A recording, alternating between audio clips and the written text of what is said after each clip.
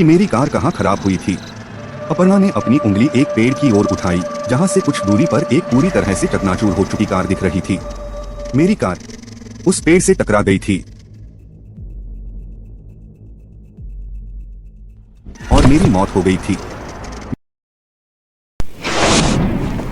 अंधेरा घिर चुका था और अर्जुन अपनी पुरानी बुलेट मोटरसाइकिल पर सवार घर की तरफ निकल पड़ा। कॉलेज से घर का रास्ता बहुत लंबा था और बीच में एक घना जंगल पड़ता था। उसके दोस्तों ने हमेशा उसे उस रास्ते से जाने से मना किया था, खासकर रात के समय। वो रास्ता अब इस्तेमाल नहीं होता, अर्जुन उसके दोस्त ने कहा था। वहाँ कुछ अजीब मोड़ हैं और सुनसान जगहें हैं, लेकिन घर पहुंचने की जल्दी में अर्जुन ने उनकी सलाह को नजरअंदाज कर दिया। जैसे ही उसने जंगल में प्रवेश किया, हल्की हल्की बूंदों के साथ बारिश शुरू हो गई। उसकी हेडलाइट की रोशनी में बारिश की बूंदें मोतियों की तरह चमक रही थीं। तभी उसकी नजर सड़क के किनारे खड़ी एक अकेली लड़की पर पड़ी। उसने अपनी मोटरसाइकिल रोकी और पूछा, क्या हुआ? क्या आपको कोई मदद चाहिए? लड़की ने धीरे धीरे अपना चेहरा ऊपर उठाया।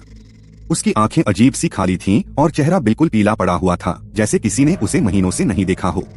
उसने कांपती हुई आवाज में कहा, मेरा नाम अपर्णा है। मेरी कार खराब हो गई है। क्या आप मुझे आगे तक छोड़ देंगे? कुछ ही दूर एक गांव है, मैं वहीं रहती हूँ।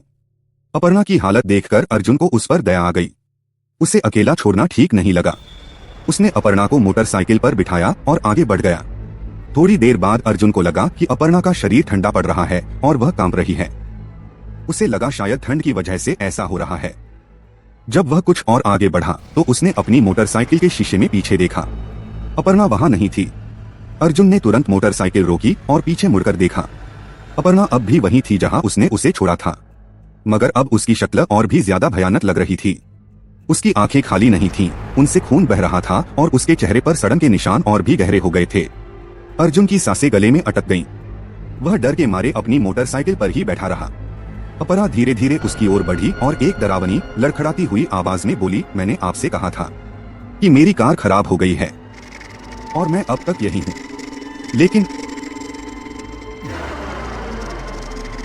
लेकिन मैं आपको यह बताना भूल गई थी कि मेरी कार कहाँ खराब हुई थी।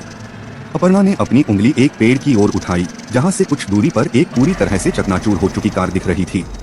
मेरी कार उस पेड़ से टकरा गई थी और मेरी मौत हो गई थी। मैं तब से इसी रास्ते पर भटक रही हूँ।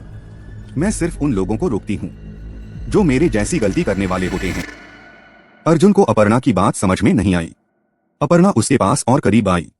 मैं अपनी मौत के बारे में भूल गई थी, पर अब मुझे याद है, मैं वहीं मर गई थी। अब तुम्हें भी यह याद दिलाना होगा कि तुम क्यों यहाँ आए हो। अचानक अर्जुन को सब कुछ याद आ गया। यह रास्ता, यह सुनसान मोड़ और एक दुर्घटना। वह भी उसी मोड़ पर कुछ दिन पहले अपनी मोटरसाइकिल पर था। एक ट्रक से बचने के लिए उसने अपनी बुलेट को तेजी से मोड़ा था और उसकी मोटरसाइकिल एक पेड़ से जा टकराई थी। उसकी हेडलाइट की रोशनी, बारिश की बूंदें, ये सब उसी दिन की यादें थीं। अपर्णा ने रोते हुए कहा, जब मैंने तुम्हें इस रास्ते पर देखा तो मुझे लगा कि तुम भी मेरी तरह ही हो। तुम भी अपनी सच्चाई से भाग रहे हो। अर्जुन ने अपर्णा की तरफ देखा। अपर्णा का शरीर अब पारदर्शी हो रहा था। मैं तुम्हें रोकने आई थी अर्जुन। जब तुम अपनी दुनिया छोड़ रहे थे तब मैं उस रास्ते पर तुम्हारा इंतजार कर रही थी। मैं तुम्हें बस यही बताना चाहती थी कि तुमने जो कुछ भी किया उसका अंत यहाँ नहीं है। अभी भी एक और मोड़ है। अर्जुन ने अपर्णा से पूछा, तो क्या मैं भी?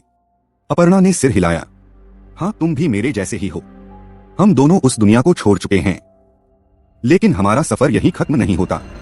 हमारे पास एक मौका है उन लोगों की मदद करने का जो अपनी दुनिया से भागना चाहते हैं। अचानक अर्जुन के पीछे एक और मोटरसाइकिल की आवाज आई। एक लड़का तेजी से उसी मोड़ की तरफ बढ़ रहा था जहां से अर्जुन और अपर्णा की कहानी शुरू हुई थी।